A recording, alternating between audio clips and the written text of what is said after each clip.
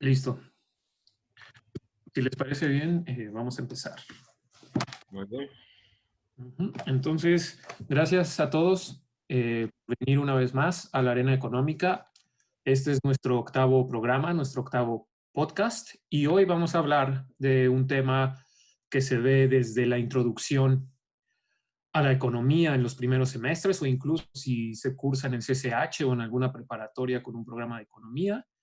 Se ve este tema, que es el de salarios mínimos y mercados de trabajo. En específico, vamos a hablar de las implicaciones de un incremento en el salario mínimo en el mercado de trabajo mexicano. Y para hablar de este tema, tenemos como nuestro invitado al doctor Jorge Buchot Viveros, quien es licenciado en Economía por la Universidad Autónoma del Estado de Hidalgo, tiene maestría en Economía por el Colegio de México y es doctor en Economía por la Universidad de Birmingham.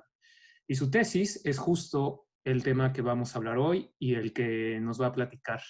Es lo que pueden ver en las diapositivas, que son las implicaciones de un incremento en el salario mínimo en el mercado de trabajo mexicano. Su tesis ganó el segundo lugar en 2016 en el premio en Economía Víctor L. Urquidi, uno de los economistas más importantes de Latinoamérica y del mundo en el siglo XX, y también ganó el segundo lugar en el mismo año, en 2016, por el Premio Nacional de Economía Citibanamex. Por lo tanto, Jorge, como todos los invitados que tenemos aquí, sabe de lo que habla. En cuanto a su experiencia laboral, el doctor Buchot trabajó 3 años, de 2011 a 2014, en la Secretaría de Hacienda, en la Unidad de Planeación Económica y en la Unidad de Ingresos Tributarios. Actualmente trabaja en la oficina del primer ministro de Vanuatu, coordinando la Unidad de Políticas Públicas como parte del programa Overseas Development Institute Fellowship. Este instituto es un prestigioso programa británico que busca apoyar a gobiernos de países en vías de desarrollo con la asistencia de economistas para incrementar la capacidad local. Por lo tanto, estamos hablando con un asesor de un primer ministro de un país en vías de desarrollo. Por lo tanto, espero que la discusión se ponga bien, que las preguntas que les surjan no sean tímidos, háganselas. El doctor es muy amable y está aquí para explicarnos y platicarnos de su tema de tesis. Entonces, Jorge, muchas gracias por estar Muchas aquí. gracias, Luis. Muy buenas tardes. El micrófono es tuyo. Gracias, me adelanté un poquito, ¿verdad?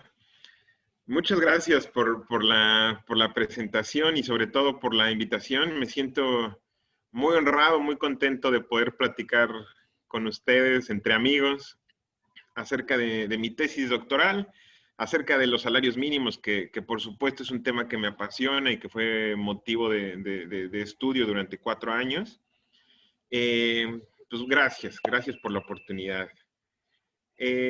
Antes de empezar y a manera como de preámbulo, quisiera como que tratar un par de diapositivas. Primero, bueno, la presentación está en inglés, una disculpa porque todo el material de mi tesis está en inglés, entonces era un poquito complicado cambiar todo a español. Una disculpa por ello. Pero, como les decía, tengo un par de diapositivas antes de empezar a manera de preámbulo. Esto no es necesariamente parte de la tesis, pero primero quiero comentarles los mensajes principales que me gustaría que quedaran claros al final de esta plática. Número 1, ¿por qué el salario mínimo es controversial? No solo en la disciplina económica, pero también en el día a día, en las ciencias políticas, en la política en sí misma. Número 2, ¿cómo es que nosotros los economistas utilizamos la econometría y técnicas estadísticas para hacer este tipo de inferencias causales, para poder decir esto afecta en tanto por ciento esto otro. Entonces voy a tratar de dedicar algunos minutos a este tipo de puntos, que es más que nada la introducción de mi presentación, y ya después hablaré un poquito de los resultados de mi tesis ya de manera más rápida. Entonces, ojalá podamos tener esto claro al final de nuestra plática. Y la segunda diapositiva antes de empezar es acerca de algunas aclaraciones. Número uno, esta presentación se basa en mi tesis doctoral que fue terminada en 2018. La escribí entre 2014 y 2018 y es acerca de la evaluación de una política de salario mínimo de 2012. ¿Qué quiere decir esto? Que el contexto del mercado de trabajo en México en 2012 no necesariamente es el mismo al contexto del mercado de trabajo en este momento. Entonces los resultados no son necesariamente aplicables a la actualidad. No quiere decir que sean obsoletos, no quiere decir que dejen de ser relevantes, pero señalar que no es necesariamente aplicable. Ya en las preguntas podríamos discutir un poquito, si es que la audiencia le interesa, acerca más de los temas de actualidad del salario mínimo. Número dos, y también esto es más que nada para los no economistas, señalar que el salario mínimo en México existe, y existe, digamos, en la práctica. Muchas veces hemos escuchado, el salario mínimo es tan bajo en México, o era tan bajo en México, que nadie lo gana. Nadie vive con un salario mínimo en México. Esto no es necesariamente cierto. De acuerdo a datos de la ENOE, de la Encuesta Nacional de Empleo y Ocupación, en 2013, 15.3% de la fuerza laboral reporta ingresos por debajo del salario mínimo. ¿Esto qué quiere decir? Que el salario mínimo no solo existe en la práctica, sino que muchas veces no se respeta. Hay trabajadores viviendo con menos del salario mínimo. ¿Por qué? Porque tenemos un mercado de trabajo informal muy grande en México. 60% de los trabajadores trabajan bajo condiciones de informalidad.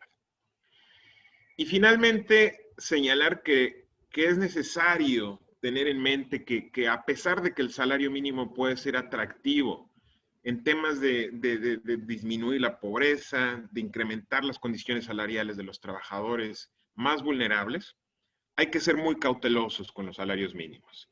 ¿Por qué? Porque puede tener condiciones, más bien puede tener efectos no necesariamente positivos. Puede incrementar la inflación, el nivel de precios y sobre todo puede incrementar el nivel de desempleo. Entonces es como que un poquito a manera de introducción, entrar en materia estos tres puntos.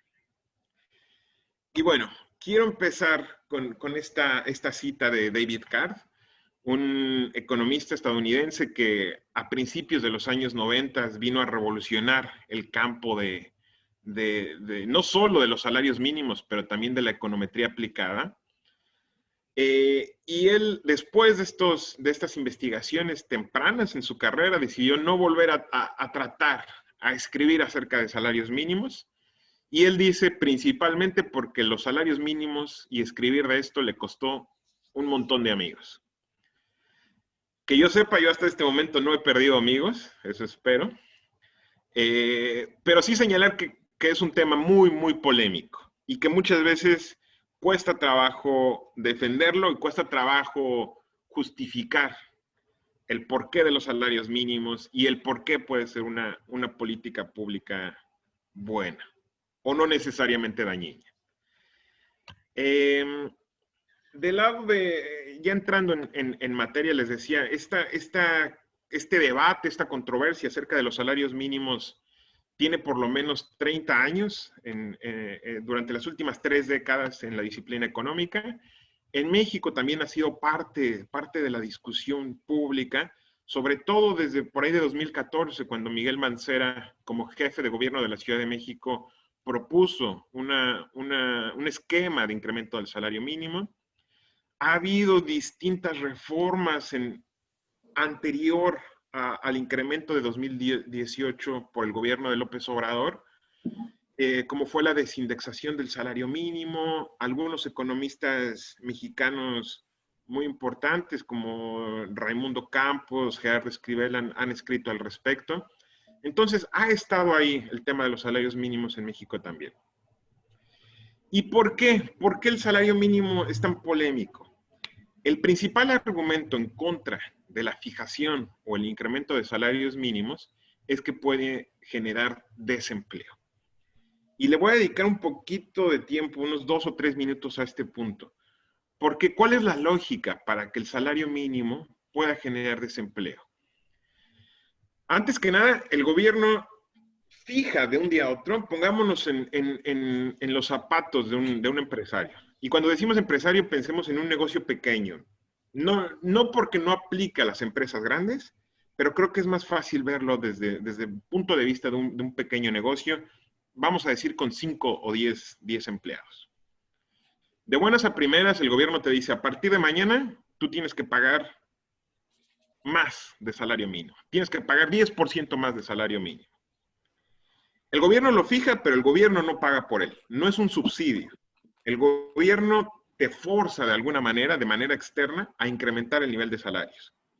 Esto implica que tus costos como empresario, como patrón, son más grandes. Y el empresario puede tener diferentes reacciones ante esta medida. Una de ellas puede ser, por ejemplo, que el empresario diga, yo tengo ganancias saludables, tengo margen para incrementar el salario de mis trabajadores, yo voy a absorber estos mayores costos, incluso sacrificando mis ganancias. Puede ser. Otra posibilidad es que el empresario diga, mis ganancias no son suficientes, yo no voy a absorber este costo y se lo voy a pasar a mis clientes, se lo voy a pasar al consumidor. Voy a incrementar el precio de mis productos, lo cual, por supuesto, es riesgoso. El empresario puede disminuir su nivel de ventas y, por lo tanto, sus ingresos. Si sus precios son más altos, deja de ser competitivo y puede vender menos, lo cual a la larga puede ser no tan bueno para él. La otra opción es que el gobierno le subió en 10% el salario mínimo, tiene 10 empleados y decide, como respuesta, despedir a uno de ellos. Entonces dice, ok, no voy a ser yo quien absorba el costo, no va a ser mis consumidores. Si tengo que incrementar en 10% el salario, despido a uno y mis costos permanecen constantes. Y es aquí el meollo de la polémica del salario mínimo.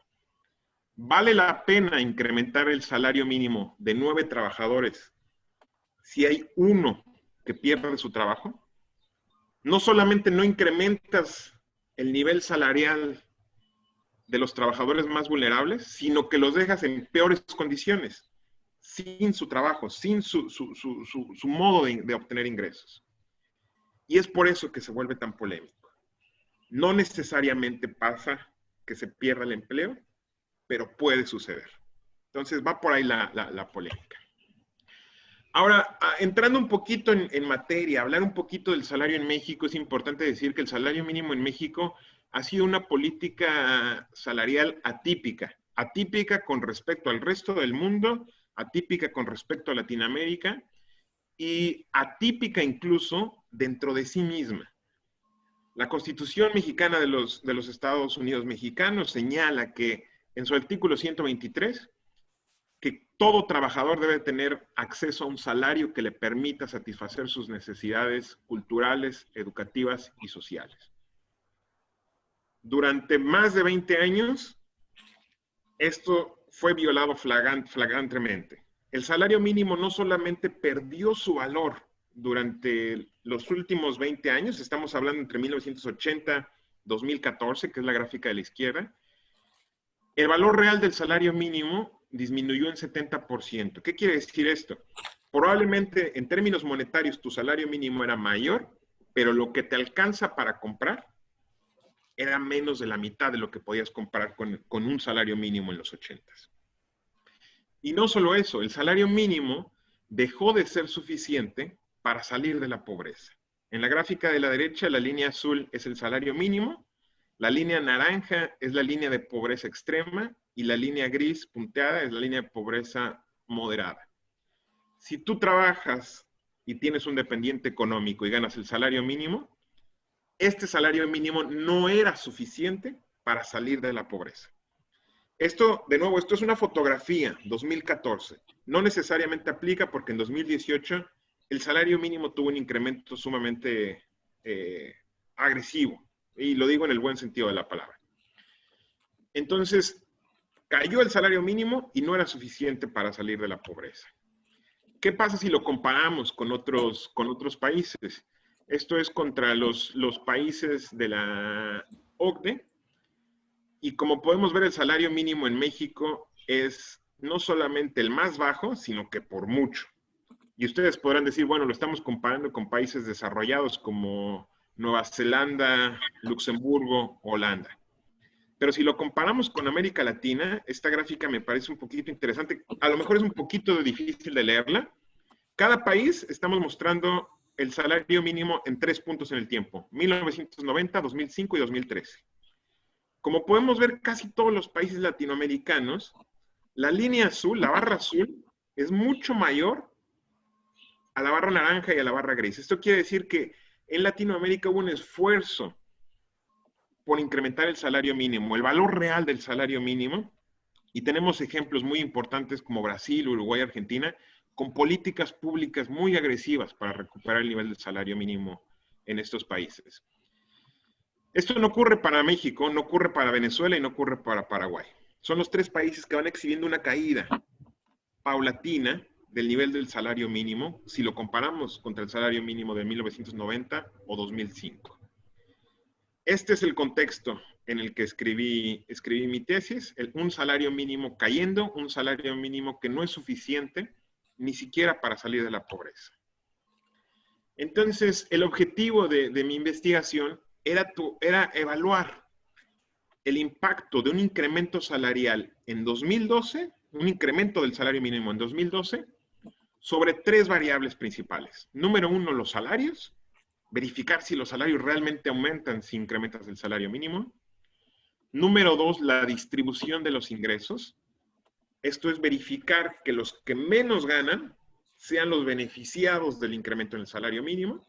Y sobre el empleo y la informalidad, que como ya mencionamos es el tema ahí más delicado de la política de salarios mínimos. ¿Aumenta el empleo o disminuye el empleo como consecuencia del salario mínimo?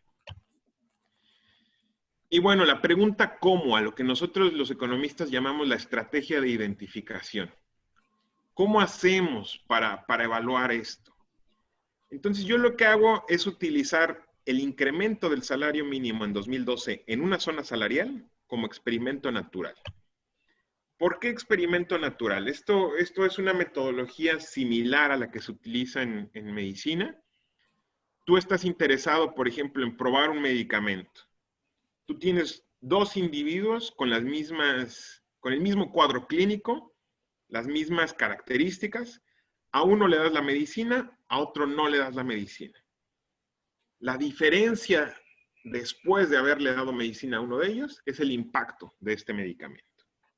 Entonces tienes una persona que es tratada, una que no recibe el tratamiento.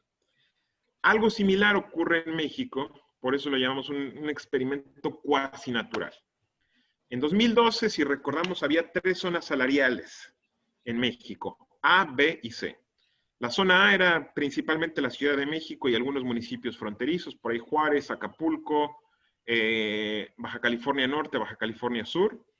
La zona B, que era la zona metropolitana de Guadalajara, Monterrey, Tampico y Coatzacoalcos. Y finalmente la zona C, que era el resto de las ciudades y el México rural. Cada año se incrementaba el salario mínimo recuperando la inflación, recuperando, digamos, el poder adquisitivo perdido del año anterior.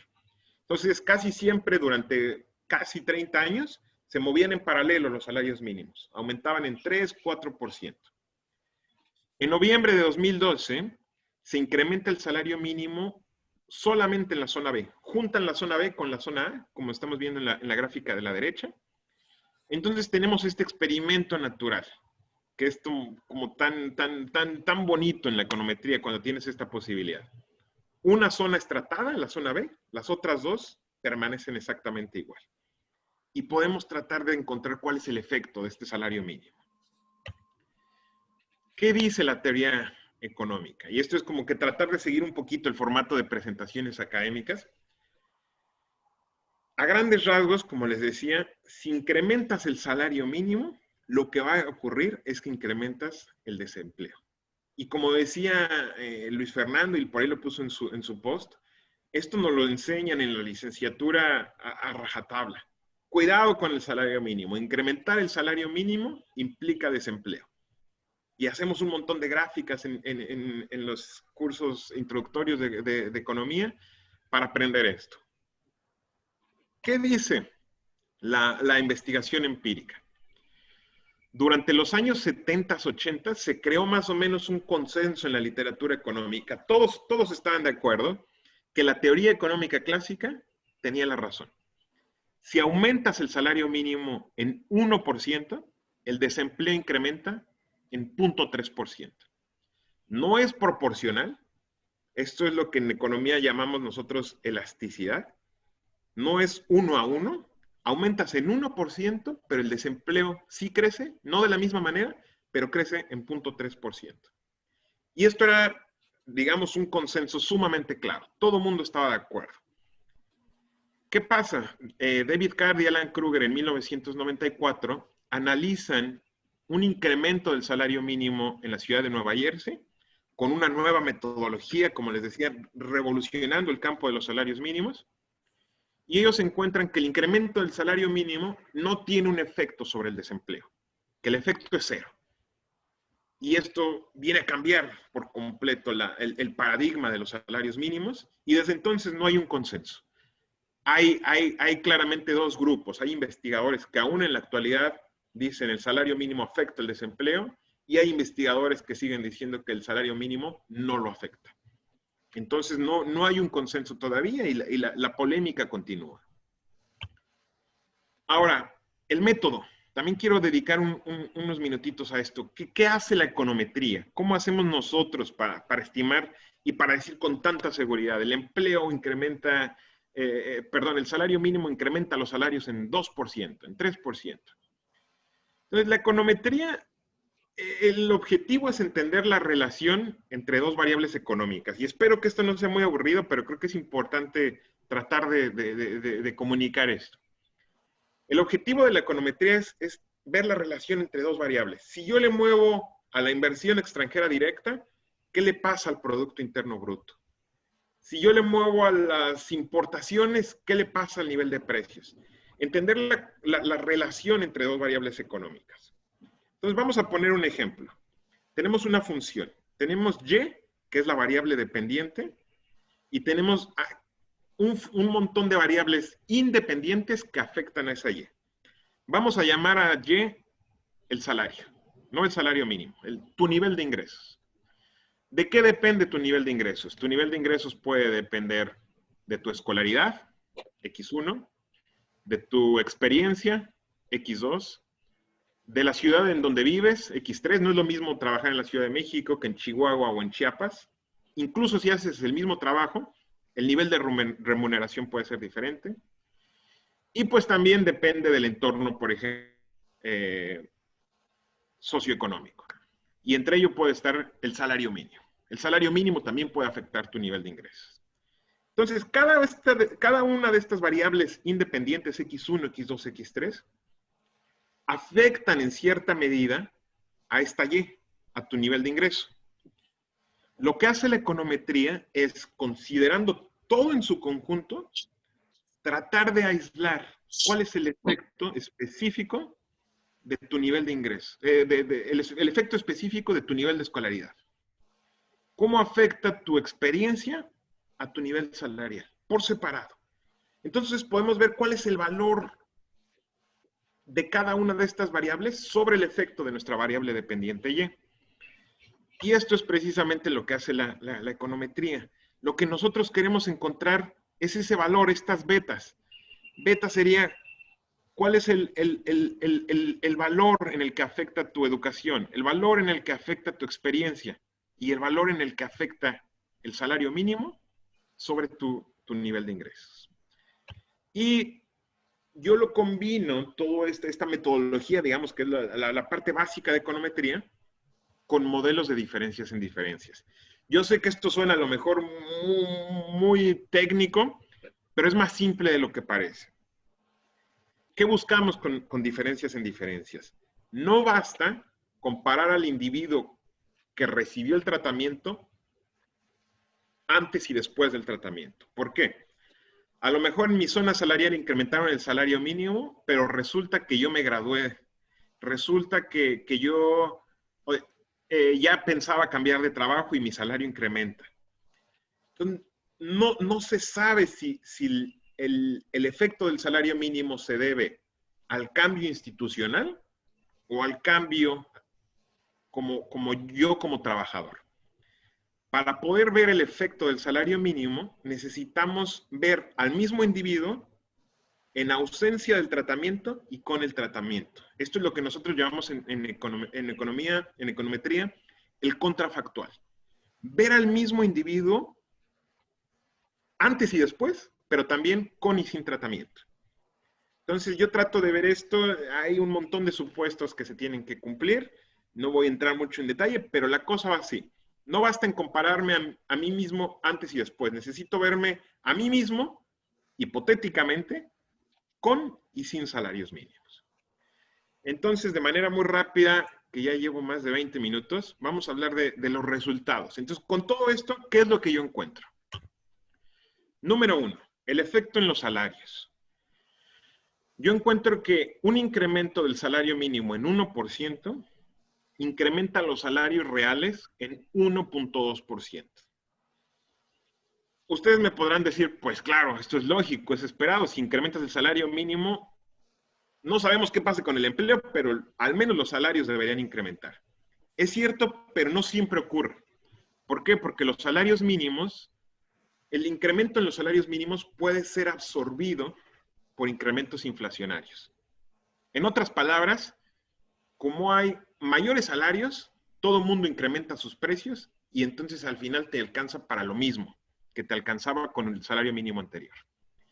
Aquí lo que estamos viendo es que incrementa el salario mínimo además más que proporcional. Lo voy a decir de nuevo, el incremento en los salarios reales es más que proporcional que el incremento en el salario mínimo. Esto es en promedio. Entonces, esto abre la puerta a la siguiente pregunta. Si esto es en promedio, quiere decir que hay trabajadores que tuvieron un efecto menor a 1.2 y hubo trabajadores que sufrieron un efecto mayor a 1.2. ¿Dónde están esos trabajadores? ¿Son los que menos ganan o no? Y además, también vemos que este incremento en el salario mínimo afecta también a los trabajadores informales. Esto es importante porque en un salario, bajo la informalidad, bajo definición, tú no estás sujeto al marco legal. Estás fuera de este tipo de legislación, pero encontramos que el incremento en el salario mínimo afecta prácticamente en la misma manera a los trabajadores informales. Número 2, en la distribución de ingresos. De nuevo, queríamos ver si el incremento en el salario mínimo realmente beneficia a los trabajadores más vulnerables, a los trabajadores que están en la parte más baja de la distribución. Y como podemos observar, esto no ocurre. Para los trabajadores que están en la parte más baja de la distribución, entre el percentil 10 y entre el percentil 20, el impacto existe.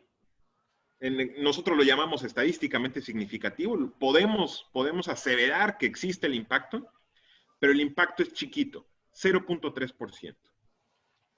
Si nos movemos a la parte alta de la distribución, el impacto es más grande, por ahí de 2.3%.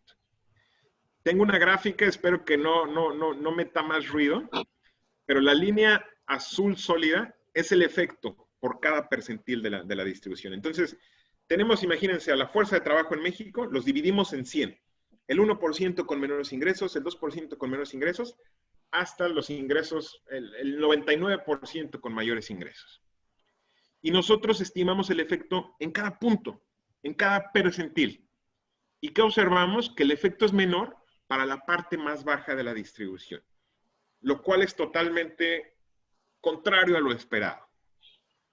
¿Por qué? ¿Por qué ocurre esto? Y se debe más que nada a que el salario mínimo en México estaba indexado. el salario mínimo era utilizado como tasa de referencia para un montón de precios, tarifas y también retribuciones salariales. Estoy seguro que todos hemos escuchado la contribución al Infonavit es de 3 salarios mínimos. Incluso las multas de tránsito, 2 salarios mínimos. Las becas CONACYT, 6 salarios mínimos. Entonces, si tú le mueves al salario mínimo, tú estás afectando un montón de precios y un montón de beneficios laborales. ¿Qué ocurre? Terminas favoreciendo a la parte más alta de la distribución en mayor medida. Es importante señalar que esta desindexación del salario mínimo ocurrió, lo voy a decir de nuevo, hubo una reforma para desindexar el salario mínimo en 2014. Entonces, esto ya no debería ocurrir. Este tipo de anclaje de otros precios con el salario mínimo se terminó, pero bajo el contexto de 2012 es lo que encontramos. Y finalmente, ¿qué pasa con el empleo y la informalidad? Yo encuentro que ante un incremento de 1% en el salario mínimo, el desempleo disminuye en 0.02%. Es chiquitito, pero es un resultado positivo. No solamente no afectas el empleo, sino que puedes mejorarlo en un margen muy pequeño, pero obviamente estamos hablando de millones de trabajadores, entonces no es menor.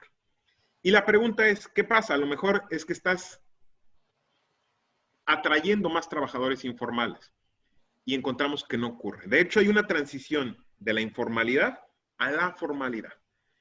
Esa ganancia en el empleo proviene precisamente de trabajadores informales transitando a la formalidad. ¿Por qué? Simple y sencillamente porque el mercado formal se hace más atractivo.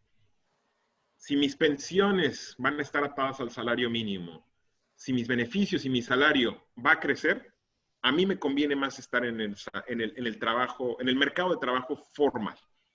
Por supuesto, hay fricciones, no es tan fácil moverse de un mercado a otro, pero el salario mínimo, y es lo que yo encuentro, incrementa el empleo. Entonces, ¿cuáles son las conclusiones?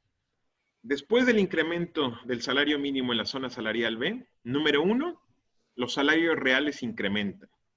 Número 2, no hay un daño al nivel de empleo ni al nivel de informalidad. Número 3, la desigualdad o la dispersión salarial incrementa, lo cual definitivamente no es un problema menor en México. Entonces, podemos decir que este incremento salarial, el incremento de los salarios mínimos en 2012, puede considerarse exitoso en términos de incrementar el poder adquisitivo de los trabajadores, pero no en términos de reducir la desigualdad. No hay una destrucción de trabajos, pero no estamos disminuyendo la desigualdad. De nuevo, esto es bajo un contexto de 2012. Y finalmente, tal vez adelantándome un poquito a las preguntas. Yo creo que bajo el contexto de salarios mínimos en México hay espacio para seguir incrementándolo. Ha habido políticas agresivas durante los últimos 2 años para incrementar el salario mínimo, pero nuevamente hay que ser cuidadosos. El contexto importa demasiado. Y en este momento yo considero que este no es el momento apropiado para estar hablando de incrementos en el salario mínimo, porque la prioridad es proteger empleos. Si quieren abrir un poquito la puerta a las preguntas, estoy tratando de salirme un poquito de los resultados de mi tesis y traerlo un poquito al contexto actual. Pues muchas gracias. Hasta aquí la presentación. Gracias, Saúl. Gracias, Luis Fer. Gracias a ti, Jorge. Muchísimas gracias por la explicación. Estuvo bastante bien, muy entendible. La verdad, yo anoté un montón de preguntas, entonces pues me espero a ver si Saúl tiene otra pregunta y si me da chance de hacerlas, porque estuvo muy interesante y me gustó mucho. Ya habíamos platicado de tu tesis, pero no así de formal, y muchísimas gracias de verdad por tu tiempo y por tu disposición. Gracias, Luis. Al contrario, yo bien contento, gracias. Gracias, Jorge. Creo que resumiste 4 años de chamba en 25 minutos, entonces, y de manera muy clara. y muchos cabellos que se perdieron en el camino. Sí, antes de empezar con las preguntas, quisiera comentarles a los que están en Zoom, si alguien tiene una pregunta, pueden utilizar la herramienta de la mano que está ahí en el Zoom o simplemente abrir su micrófono e interrumpirnos y hacer una pregunta o levantar la mano, prender la cámara, como ustedes decidan. En Facebook igual, si alguien tiene preguntas, las puede poner en el video en vivo, en los comentarios, y se las pasamos a Jorge. Pues no sé, ya hay una pregunta de Alejandro Viña, es otro colega de Birmingham, y te pregunta lo siguiente, Jorge. A ver. ¿Qué tanta vigencia tiene este estudio? O dicho de otra forma, ¿cuándo caducó? Para que, como dices, el contexto actual no apoya tus comentarios. Gracias, Ale, por la pregunta. Un abrazo también bien fuerte para Alejandro. En realidad, no podemos decir. Número uno, yo creo que no ha caducado. De nuevo, yo creo que sigue siendo relevante y sigue siendo aplicable. La cosa es la siguiente. El salario mínimo, déjenme les pongo una diapositiva. Estos son la evolución de los salarios mínimos en los últimos años. 1 de enero de 2009, el salario mínimo pasó de 88 pesos a 102. Esto es un incremento de casi 20%. Y en la zona fronteriza se duplicó a 176 pesos. Este es el incremento salarial más importante en los últimos 30 años. Y después, para 2020, otro incremento de 20% para el resto del país y 5% para la zona fronteriza. Si lo comparamos con noviembre de 2012, estamos hablando de un salario mínimo que era prácticamente la mitad del resto del país y prácticamente una tercera parte de lo que es en la zona fronteriza. Entonces, el salario mínimo ha incrementado y entre más lo incrementas, esos márgenes para no afectar el empleo van disminuyendo. ¿Dónde está el límite? No lo sabemos. ¿Dónde pasas de incrementar el empleo a disminuirlo? No lo sabemos. Pero hay evidencia más o menos empírica de que estos salarios, estos incrementos salariales de 2019 y 2018, no han generado mayor desempleo. Por ahí Raimundo Campos, David Kaplan mencionan que a pesar de que el incremento del salario mínimo ha sido bien agresivo, no hay evidencia para que el empleo haya disminuido. Entonces, es más o menos en línea con los resultados que yo presento. La cosa es que no podemos aventurar a decir, esto es general, y no importa, incrementa el salario mínimo y nunca vas a afectar el empleo. No podemos decir eso. Entonces, trato de ser muy cuidadoso de que no es que en México simplemente el salario mínimo nunca va a destruir puestos de trabajo. No podemos decirlo, entonces por eso trato de ser más o menos cuidadoso con este tipo de cosas. Espero haber respondido la pregunta de Ale. Sí, justo pone una aclaración que no, se refería a que no apoya tus resultados de tesis, pero sí apoya tus comentarios. Eso. A mí me gusta lo que dijo Irving Rojas, el doctor Irving Rojas, en algún podcast pasado, de que pues esto no quiere decir que se vuelva ya teoría o incluso que sea un pronóstico de lo que va a pasar en alguna otra parte del mundo. Simplemente son resultados que vienen de una metodología rigurosa y es lo que hay.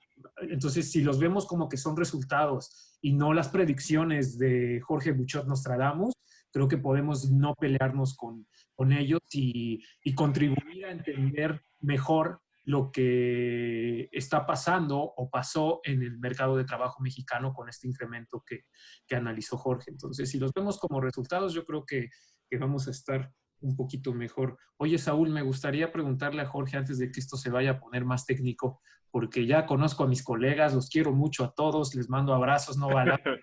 Pero ahorita se me van a empezar a poner muy técnicos y yo prefiero hacer mis preguntas aquí antes de que eso suceda.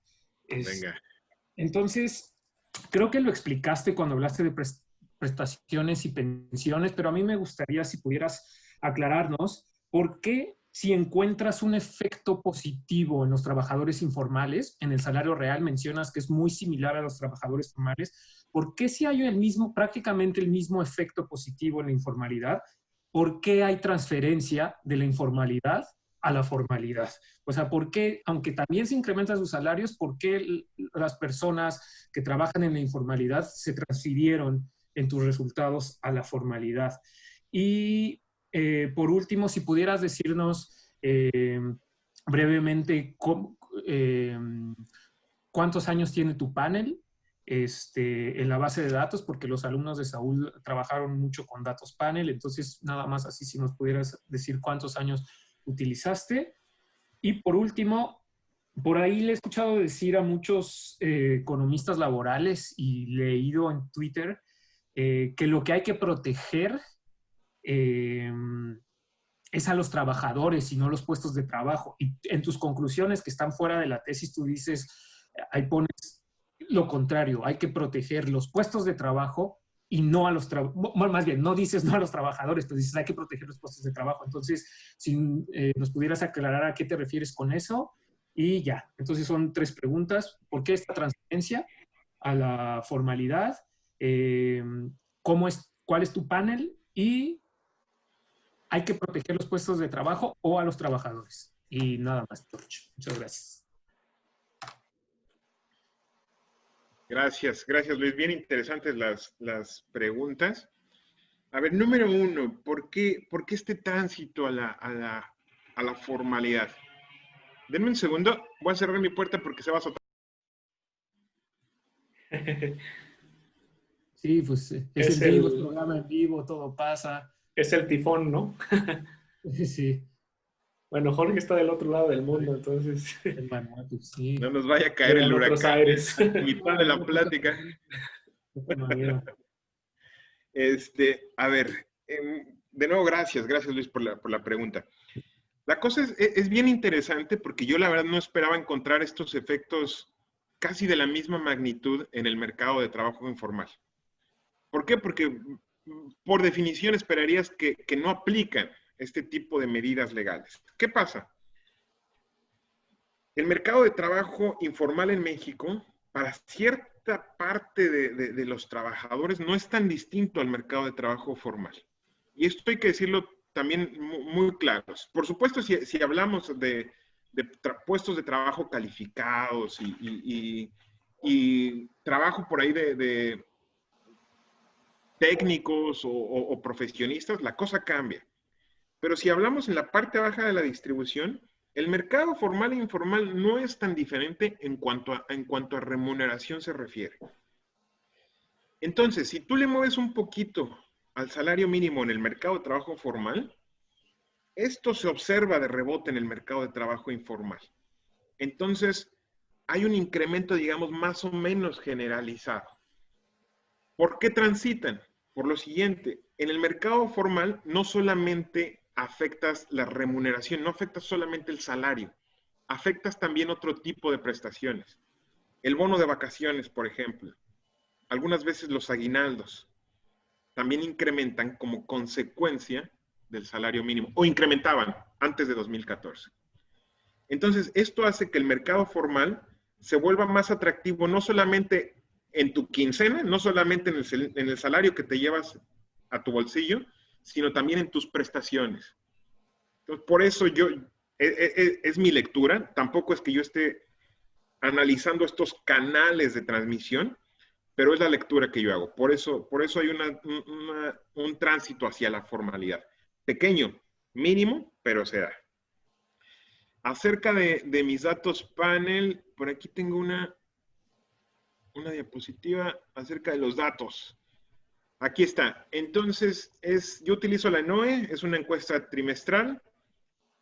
Para las principales especificaciones, yo utilizo 8 trimestres, de 2012, primer trimestre de 2012 al último trimestre de 2013. Y por ahí, para unos ejercicios de robustez, incremento 2 años, un año antes del tratamiento y un año posterior. Entonces sería 2011-2014.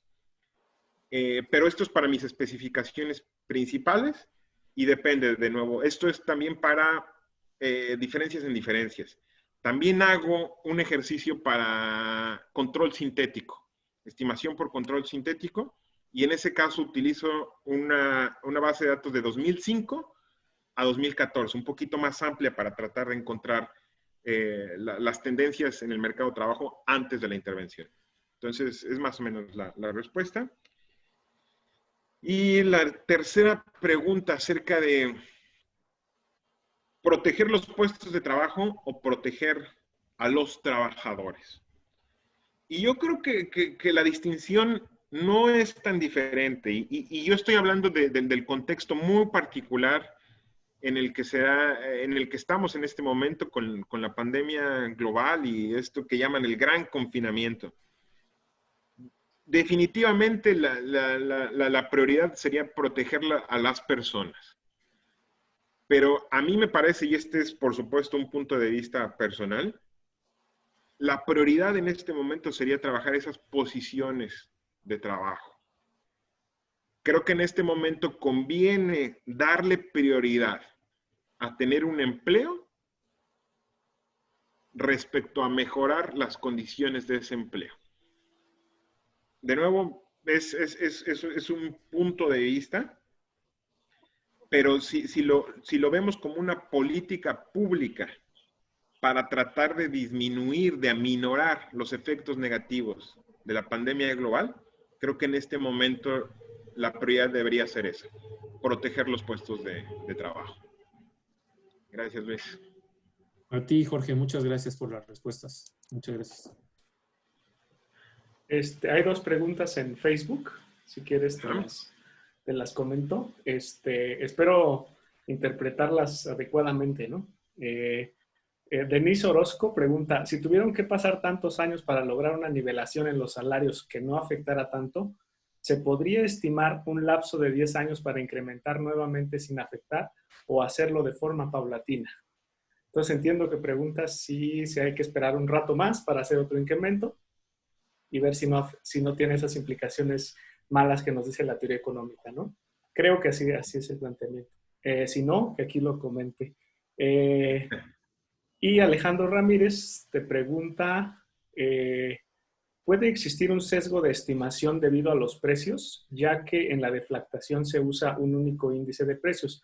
Entonces, estarías asumiendo que todos los trabajadores tienen la misma canasta de consumo, por lo que el aumento de precios es homogéneo para toda la distribución y eso sesgaría los efectos en los aumentos de salarios reales. Ya ves, te dije que se iban a poner técnicos. Es que tú empezaste preguntando de panel. Sí, ni digas. Si pudieras a lo mejor interpretarla de manera muy coloquial la pregunta y responderla de manera coloquial, claro que sí. Sería muy bueno. A ver, haré lo posible. Entonces, a ver, la primera pregunta creo que es muy interesante. Creo que por lo menos a inicios de 2018 y 2019, cuando empezó este incremento agresivo del salario mínimo, la estrategia era más o menos esa. Vámonos un poquito más despacio. Sí, incrementó de manera muy rápido el salario mínimo, pero a partir de ese momento, vámonos un poquito más despacito. Entonces, nada más para entrar un poquito a detalle, lo que se está haciendo es que el salario mínimo incrementa en 5% cada año. Esa es la nueva estrategia del salario mínimo, ellos lo llaman. Aumenta en 5% más el monto independiente de recuperación, le llaman. Entonces, déjenme ver, tengo por aquí una nota. El salario mínimo, por ejemplo, de 2019 a 2020, creció en 5% para el resto del país, más 9.43 pesos. Y en la zona fronteriza creció solamente en 5%. Entonces la idea es, vamos a garantizar que el salario mínimo cubra el aumento en el nivel de precios y un poquito más. Vamos a jugar con este monto independiente de recuperación, MIR le llama. Entonces, dependiendo del contexto macroeconómico, del contexto socioeconómico, puede ser 5% más algo más.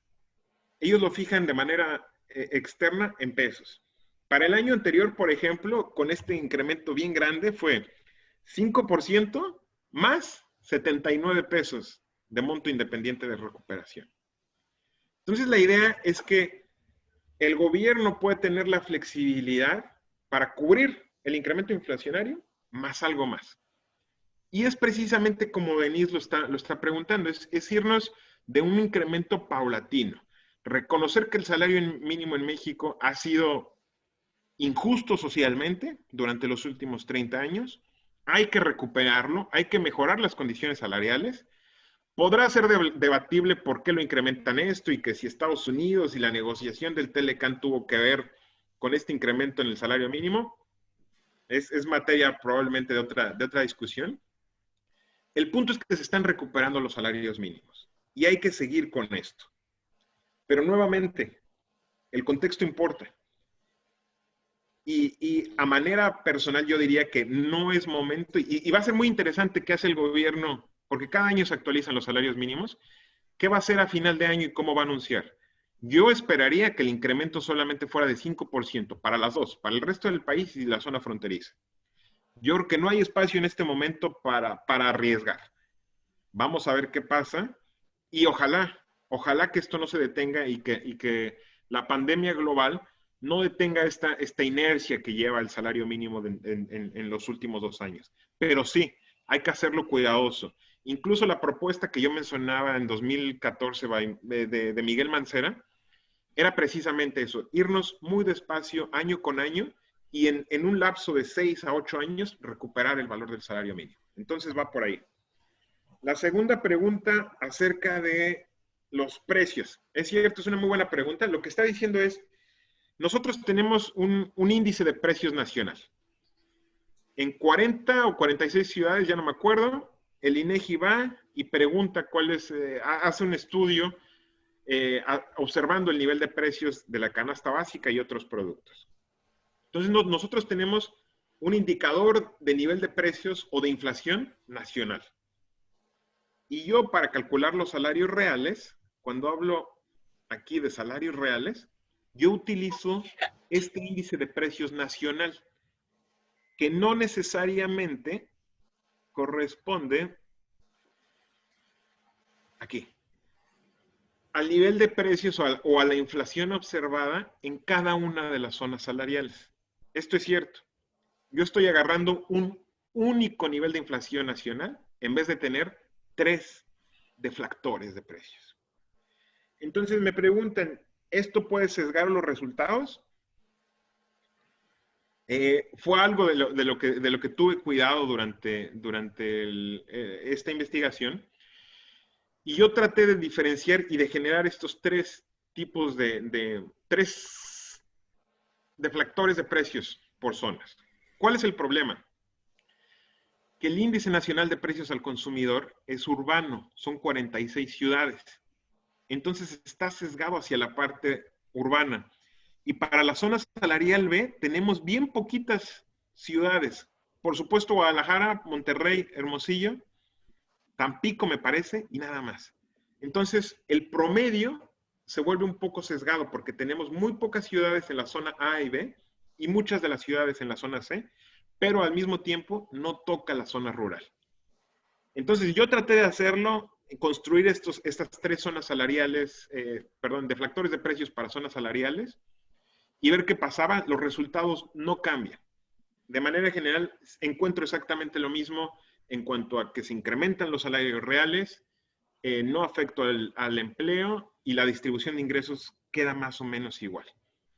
El problema es que yo creo que le meto mucho ruido a los datos y por eso no es mi estimación preferida, por así decirlo. Creo que se vuelve un poquito no natural este promedio para un deflactor de precios con únicamente 3 ciudades, por ejemplo. Entonces prefiero utilizar el índice nacional de precios al consumidor, pero de nuevo hice el ejercicio y los resultados no cambian.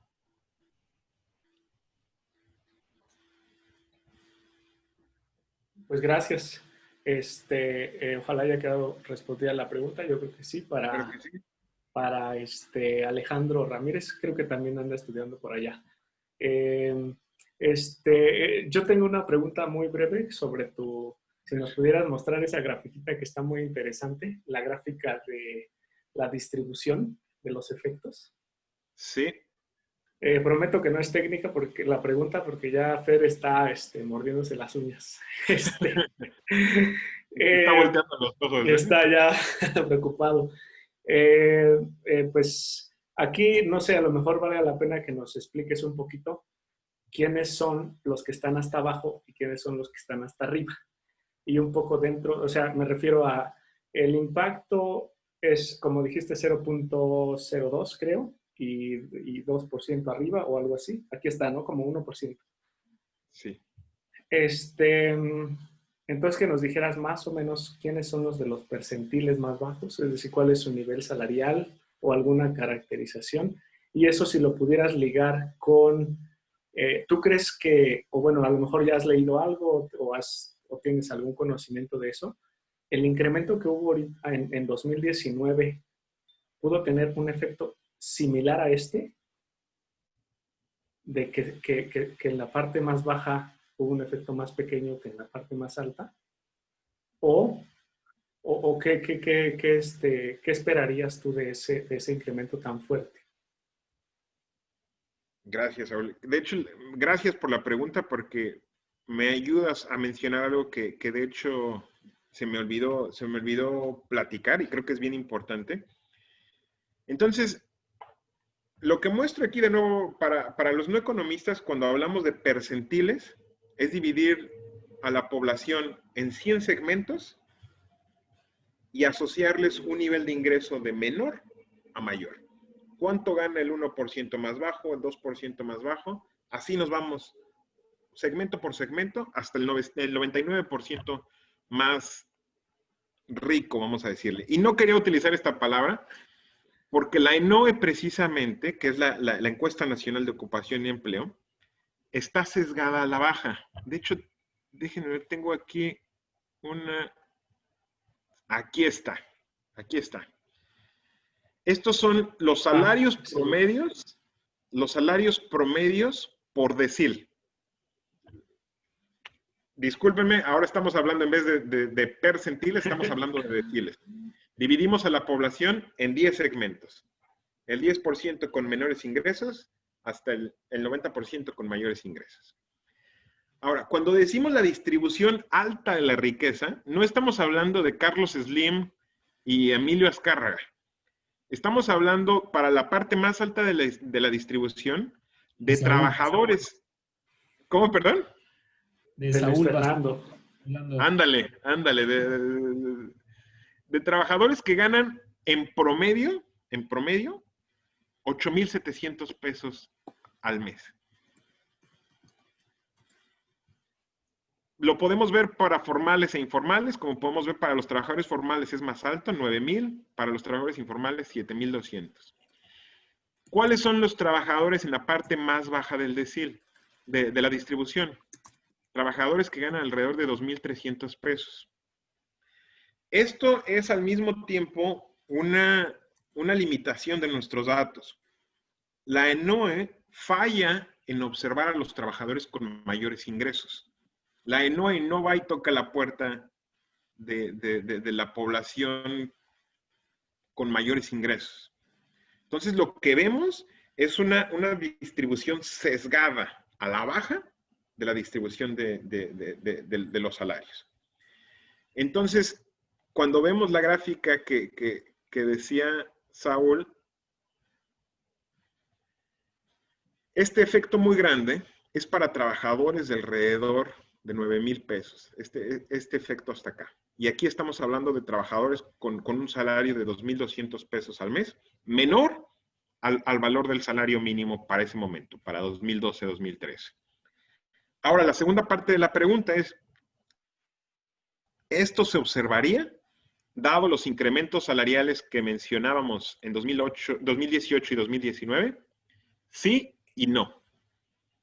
Sí, porque por ahí Raimundo Campos tiene unos tweets muy interesantes y se observa que los salarios medianos y los salarios promedios, que serían los que están alrededor del 50%, aquí aumentaron en 32%. ¿Qué quiere decir esto? Que el incremento del salario mínimo en 1% incrementa los salarios en la mediana en 0.3, que es alto dado además la magnitud, doblaron el nivel del salario mínimo. Entonces tú pasaste de 88 a 176 pesos, no solamente afectando a los de la parte más baja de la distribución, sino afectando también a los que están a la mitad de la distribución. ¿Cuál es el efecto aquí? No lo tenemos muy claro, pero no esperaríamos, y esta es la segunda parte, no, porque no esperaríamos un incremento, este efecto spillover le llamamos, o algunas veces en la literatura le llaman efecto faro, que el salario se va haciendo, el efecto se va haciendo más grande conforme avanzas en la distribución. No lo veríamos, dado que el salario mínimo fue desindexado. Ya no hay múltiplos de salario mínimos. Ahora tenemos la UMA, le llaman, Unidad de Medida y Actualización. Entonces, la idea es que no debería pasar. No debería de verse esto. Y por ahí, ya entrados en negocios, hubo una propuesta de reforma el año pasado para volver a indexar el salario mínimo. Estuvo discutida en el Senado. Y por ahí de repente dejó de discutirse y creo que por ahí siguen no sé si sigue en la agenda, pero se discutió, de volver a indexar el salario mínimo. Y esto es sumamente dañino para la recuperación de salarios mínimos. Entonces, estar conscientes de esto, de que hubo incluso becarios de CONACYT diciendo, no, deberían subirnos la beca conforme el incremento del salario mínimo. Pues claro, porque el salario mínimo incrementó un montón y ellos querían una beca 20% más alta, exacto. Pero esto en términos de favorecer a los trabajadores que realmente ganan el salario mínimo, no es la mejor medida. Entonces, gracias por la pregunta, Saúl. Muchas gracias. Tenemos unas preguntas de una invitada aquí, colega de nosotros, de todos nosotros, Blanca Borja. Si quieres, Saúl, hacemos estas preguntas, cortamos en Facebook y si hay más preguntas, pues las dejamos aquí en el Zoom. Pero si te parece bien, pues Blanca, por favor, tu micrófono. Aquí está. Y te escuchamos. Gracias. Sí, gracias. Gracias, Jorge, por la presentación. Un tema súper interesante. Tengo dos preguntas. La primera, tú mencionabas al inicio, en tu introducción, que teóricamente se ha adoptado pues esta lógica que nos enseñan de que hay un efecto negativo del aumento de los salarios, sobre todo sobre el desempleo, y que tú encuentras que no es así. Entonces, ¿cómo ante esta falta de consenso y los nuevos hallazgos que tú retomaste y el que aportas aún más, cómo modifica esta lógica? ¿Qué sería lo que tendríamos que encontrar o cuál es como el proceso lógico que explicaría, o digamos de hechos estilizados, ¿no? Que explicaría el por qué el incremento de los salarios está incrementando el desempleo? Yo me pregunto, ¿podría ser un aspecto institucional, digamos, relacionado con la flexibilidad laboral o las reformas al sistema de pensiones, que es por eso que las empresas dicen, bueno, puedo incrementar los salarios, pero no me va a afectar tanto porque ya no voy a pagar ciertas prestaciones? ¿O qué implicaciones tendría si es que también estuviste con este tema? Y espera. Y la segunda pregunta es, a ver, algo respecto a la primera, espérame. No te Ah, sí, preocupes. sí, sí. Y entonces, si el aumento de los salarios, se traduce de alguna forma en un beneficio a las empresas, digamos, en la productividad, se incrementa la productividad laboral, dado que se incrementaron los salarios, ¿hay esta relación entre salarios y productividad? ¿O la explotación laboral? ¿O cómo beneficia el aumento de los salarios a los beneficios de la empresa o a la ganancia? Y la segunda pregunta ahora sí, respecto a lo que menciona Luis sobre las plazas de trabajo o los trabajadores, eh, me estaba preguntando justo respecto a los pagos, los beneficios que pueden tener los trabajadores y el grado de explotación, si hay alguna relación justo o una polémica que te gustaría, digamos, investigar o que has estado investigando sobre si se mantienen las plazas de trabajo, pero perdón, si se mantienen las personas trabajando, pero realizan más actividades, ¿no? ¿Hacia dónde se están moviendo o cómo se explicaría de alguna otra forma y no con solo el incrementar salarios implica incrementar costos de las empresas, entonces desempleo? ¿Cómo explicar esta parte del salario y aumento en el empleo o disminución del desempleo? No sé si me expliqué un poco con las preguntas. Creo que sí, creo que sí. A ver, Gracias. no, al contrario, Blanca, gracias a ti por las preguntas. A ver, intento responder y tú me dices si queda más o menos claro o no. Eh, Creo que la primera pregunta definitivamente va relacionada en cuanto a qué pasa, cuál es el mecanismo que permite que el desempleo no incremente y que incluso el desempleo disminuye, y esto relacionado a la productividad. Y esta va sumamente relacionado. Por un lado está la parte empírica, ¿no? Que hay un montón de economistas que empiezan a encontrar que el salario mínimo no destruye puestos de trabajo. Pero por supuesto esto hay que corroborarlo y hay que explicarlo con la teoría. Necesitamos tener un sólido marco teórico para justificar que esto está ocurriendo. Entonces tienes razón, ¿cómo lo explicamos? No es nada más, caray, el empleo está aumentando. Punto. No, hay que encontrarle un mecanismo teórico para justificar esto. El más famoso, el más común, es el monopsonio. ¿Qué es esto? Y de manera muy general, quiere decir que los empleadores, que los empresarios, influyen sobre el nivel de salarios. Dicho de otra manera, que controlan el mercado de trabajo o que no hay competencia perfecta en el mercado de trabajo en México. Y esta es la explicación teórica más leída, digamos, en este tipo de trabajos. ¿Y qué quiere decir? Yo como empleador, imagínate, ahora pensemos en una empresa grande, Walmart.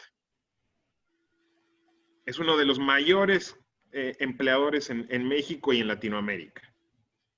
Por supuesto que ellos tienen poder de mercado. Por supuesto que ellos fijan el salario de acuerdo a como a ellos les conviene y no es un salario de equilibrio. Ojo, yo no quiero decir que México en general es un monopsonio. Yo lo que estoy diciendo es que sí existen empleadores con poder de mercado, empleadores que determinan el nivel salarial. Entonces, si tú le pagas a tus trabajadores un salario por debajo del precio de equilibrio, y estoy tratando de simplificar un poquito la teoría, yo Walmart le pago a mis trabajadores menos de lo que debería pagarles, así de simple, menos de lo que debería de ser el salario justo, el salario competitivo. Si me incrementan el salario mínimo, yo tengo margen porque estoy de por sí pagando menos de lo que les debería pagar. Entonces hay margen para incrementarles el salario mínimo sin perjudicar el nivel de empleo. Entonces va por ahí más o menos el mecanismo, espero que sea claro, pero es simplemente una manera de monopolio, pero desde el punto de vista del mercado laboral y de unos muy pocos contratadores. Ellos tienen la posibilidad de establecer el nivel salarial que ellos quieren, es por debajo del salario de equilibrio, y esto genera espacio para incrementar el salario sin dañar el empleo. Esta es una explicación.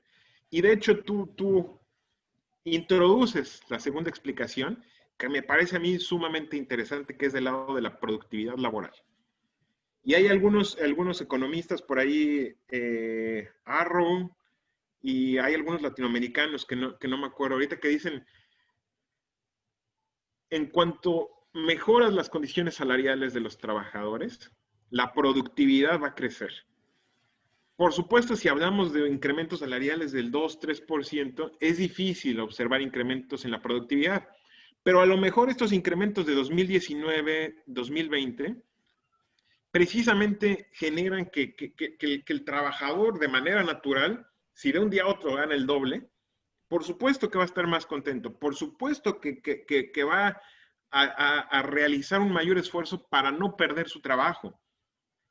Y esto genera un mejor desempeño, una mayor productividad y que a la larga se puede traducir en una mayor producción de las empresas. Entonces, lo que antes producías, lo que antes generabas con 10 trabajadores, ahora lo puedes hacer con esos mismos 10, pero tu producción se incrementó. Entonces, va más o menos por ahí y definitivamente hay una relación entre productividad y ganancias o beneficios de la empresa. La otra pregunta era acerca de estas posiciones de trabajo, la dinámica laboral. La verdad es que es bien complejo en el mercado de trabajo en México. Tenemos un monstruo de mercado de trabajo en México muy diverso. Tenemos trabajadores muy calificados, tenemos trabajadores no calificados, tenemos un mercado de trabajo formal sólido, con el gobierno, el sector público contratando un montón de trabajadores, empresas privadas muy fuertes, pero al mismo tiempo tenemos un mundo en cuanto a el trabajo de mercado informal. Y tenemos contadores trabajando en el mercado de trabajo informal. Tenemos, no sé, administradores de empresas, por supuesto que economistas, trabajando en el mercado de trabajo informal. ¿Por qué? Porque a veces te pagan más. Como no te dan prestaciones, el salario que te dan por tu trabajo día a día puede ser mayor en el mercado de trabajo informal. Y hay un montón de mecanismos. Informal no necesariamente es ilegalidad, pero puede ser simplemente, muchas empresas tienen esquemas de contratarte bajo honorario sin darte las prestaciones de servicio social. Dentro de la NOE, eso puede ser considerado informalidad. Entonces es un mundo bien complejo en el que es difícil entender cuáles son los incentivos, cuáles son los mecanismos que hacen que el trabajador cambie o transite hacia la formalidad o la informalidad. Mi punto es que hay un segmento de la distribución de ingresos en que para estos trabajadores profesionistas puede ser más o menos lo mismo trabajar en el mercado formal o informal. Si yo necesito seguridad social, creo que me conviene y voy a buscarme un trabajo donde me lo den. Si soy joven, no me importa demasiado la seguridad social, pues prefiero ganar más hoy, obtener un mayor salario hoy en el mercado de trabajo informal. Entonces, la respuesta es que es bien difícil caracterizar el mercado de trabajo en México y por eso es tan complejo emitir conclusiones generalizadas. Espero que haya respondido a tu pregunta. Por favor, dime si no quedó muy claro. Sí, muy bien. Gracias, Jorge. Gracias, Blanca. A reserva de lo que diga el doctor Ruiz, hay una pregunta muy rápida, porque el doctor Ruiz ya se quiere ir a dormir. Igual si pudieras contestar muy breve, para no ser para no cansarnos más, cansar a la audiencia. Es una pregunta de Héctor de la Torre. Pregunta que si teniendo en mente el efecto del aumento del salario mínimo en el empleo, ¿Se puede estimar el efecto de dicho incremento sobre la precarización laboral como un efecto indirecto de la mejora salarial? Quizá no se pierden empleos, pero se pueden volver precarios. Sí. Uh-huh. Es una muy buena pregunta, porque de hecho es un tema también muy en boga acerca de que el mercado de trabajo es cada vez más rapaz con el trabajador. Las condiciones laborales día a día van empeorando y en aras de flexibilizar el mercado de trabajo, de hacer más accesible la contratación y al mismo tiempo el despido de trabajadores, las condiciones laborales son cada vez más precarias. Es más o menos creo que por donde va la pregunta de Héctor. Esto va sin duda ligado al contexto, al marco legal. Las reformas van ocurriendo día a día. Por ejemplo, hace algunas semanas se anunciaba la reforma al sistema de pensiones, que precisamente va en deterioro del mercado formal de trabajo.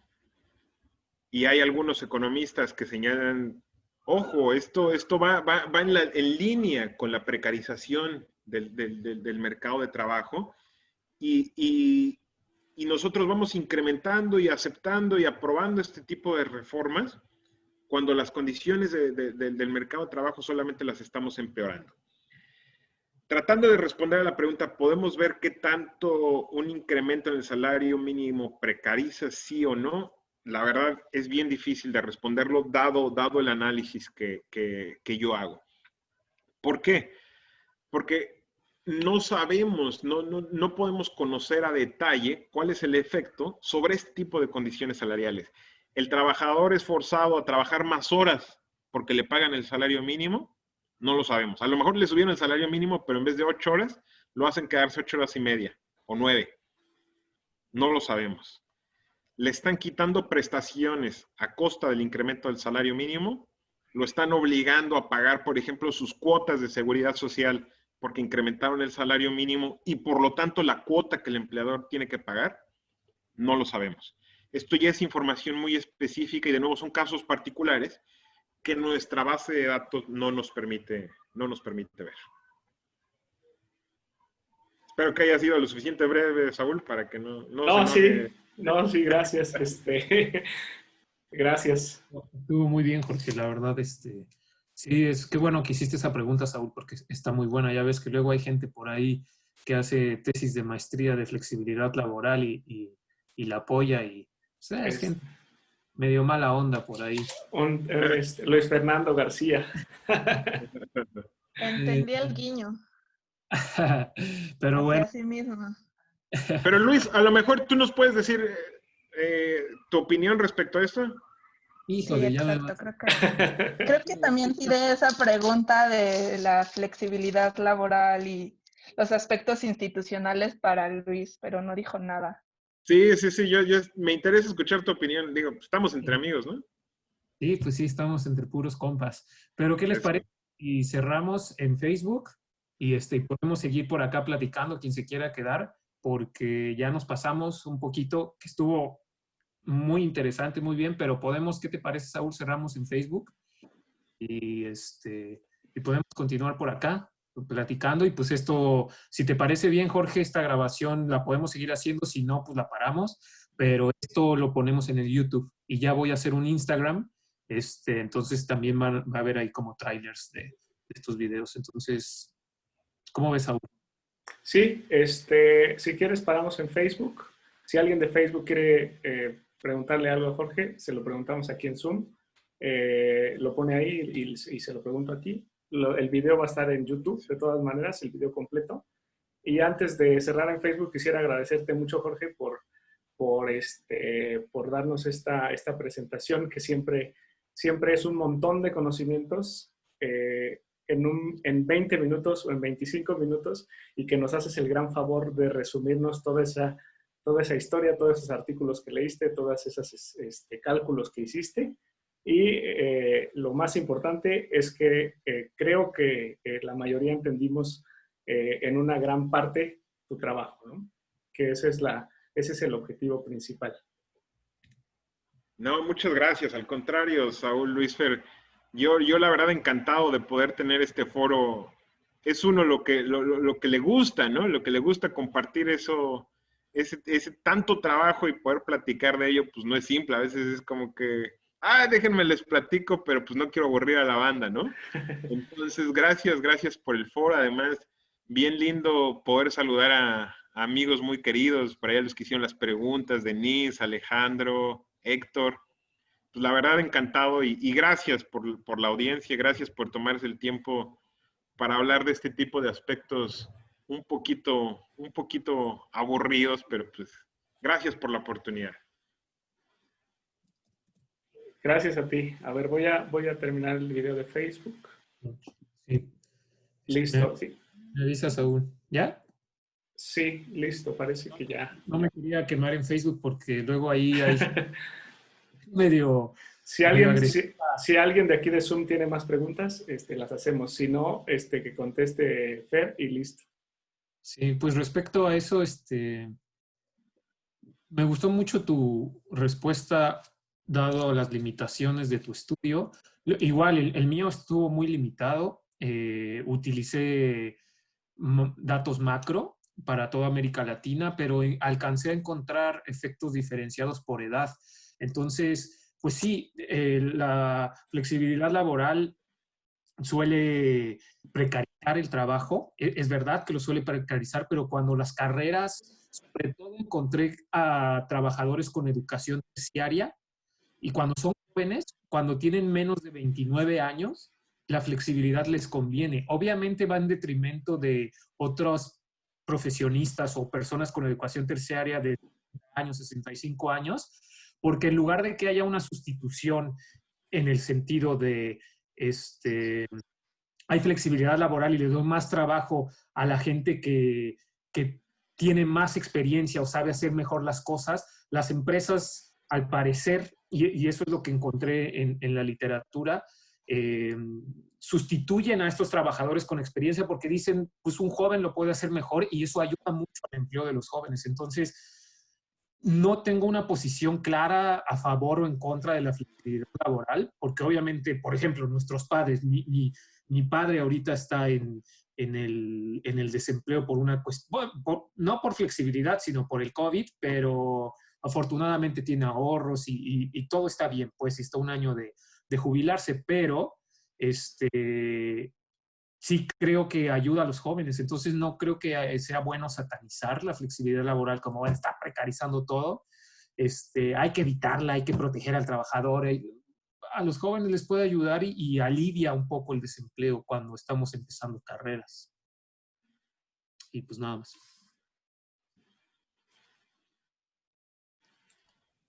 No, pues gracias, Luis. Y si puedo hacer un pequeño comentario al respecto, justamente con estos incrementos fuertes del salario mínimo, hay autores que señalan que puede ser peligroso precisamente para los trabajadores menos calificados. Que si tú de golpe incrementas, por ejemplo, al doble el salario mínimo, puedes atraer a trabajadores más calificados. Entonces, ¿qué pasa? Pues el empresario, si ahora puede pagar 180 pesos al día y puede elegir entre un trabajador con preparatoria a otro con una licenciatura trunca, por ejemplo, solo para tratar de caracterizarlo, pues a lo mejor va a escoger al de licenciatura trunca, que antes no le interesaba ganar el salario mínimo, pero ahora sí, dado que es un salario más atractivo.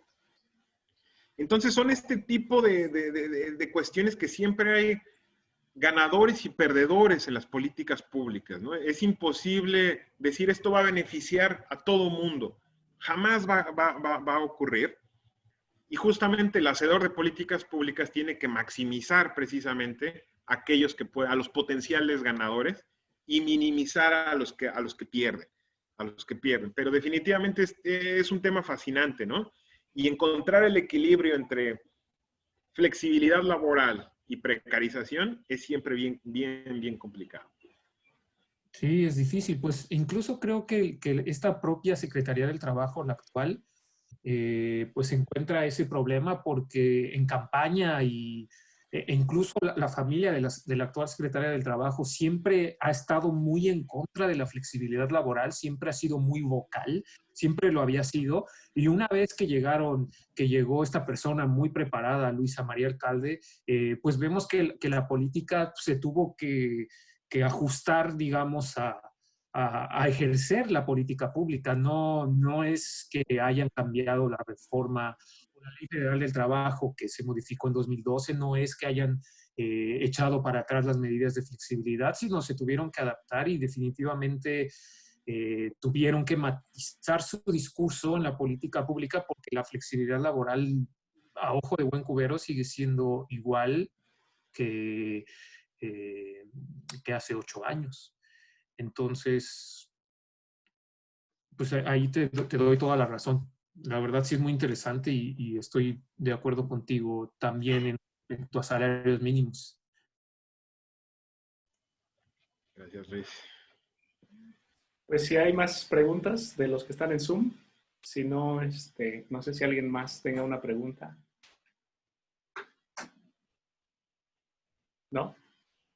Si no hay más preguntas para Jorge, entonces, no sé, Fer, si estás de acuerdo en terminar la sesión. Salió Sandra. Sandra María. Sí, creo que sí. Y bueno, pues ahora para el video de YouTube, que es lo podemos editar muy bien, pues otra vez agradecerte, Jorge. Saludos hasta Vanuatu y muchísimas gracias por este tema. Y pues ojalá te podamos tener pronto en algún otro podcast, pero ahora que nos hables de lo que estás haciendo acá en este instituto en Vanuatu, algo de lo que puedas hablar. Yo sé que hay cosas que no se pueden hablar, pero muy interesante la respuesta al huracán que nos platicaste. No sé, algo podemos hacer por ahí que estaría bueno escucharte. No, pues yo encantado, en serio, que me gusta mucho tener este tipo de oportunidades y yo feliz. Por ahí está saliendo del horno el Post-Disaster Assessment, que es como que la evaluación post-desastre después del ciclón Harold, un ciclón categoría 5 que azotó Vanuatu en abril, y que combinado con los efectos del COVID, pues trajo pérdidas enormes para la economía en Vanuatu, por ahí del 60% del PIB, estamos estimando. Entonces, pues bueno, yo con gusto, si no les parece tan aburrido, lo programamos para dentro de algunas semanas, pero de nuevo agradecerles. Muchas gracias por el foro, por la oportunidad y por la plática con amigos muy, muy, muy queridos. Te vamos a tomar la palabra porque es muy interesante. 60% del PIB es un montón. Y sin COVID, ¿no? Sí. Sin COVID aquí, pero digamos que los estragos del COVID se sienten, ¿no? Se sienten ya en la economía. Y a lo mejor es un tema menos técnico, no tanto relacionado con economía en sí mismo, pero pues también puede ser interesante si es que les late ese rollo. Pues muchas gracias. Yo creo que aquí le detenemos. Muy bien. Le agradecemos mucho, Jorge. Ahí estamos en contacto, entonces. Claro que sí. Muchas gracias, amigos. Gracias, Jorge. Nos vemos. Cuídense. Hasta luego.